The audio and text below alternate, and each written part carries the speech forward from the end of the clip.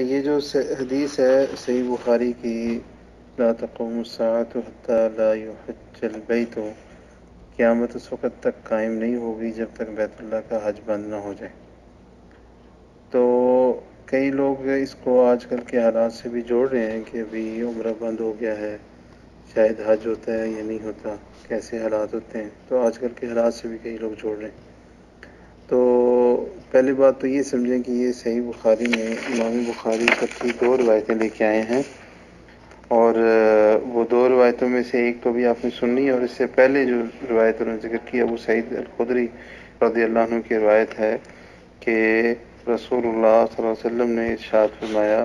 لَيُحِجَّنَّ الْبَيْتُ، کہ بیت اللہ کا حج بھی ہوتا رہے گا، اور وَلَيُعْتَمَرَنَّ بَعْدَ خُرُوجِ یاجوج و ماجوج، اور عمرہ بھی کرتے رہیں گے لوگ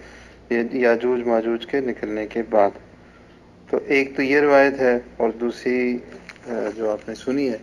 ان دونوں روایتوں کو امام بخاری کے لانے کا مقصد یہ ہے، یہ واضح کرنا ہے کہ ان دونوں میں کوئی تعارض نہیں ہے، بلکہ یاجوج ماجوج کے نکلنے کے بعد حج عمرہ ہوتا رہے گا،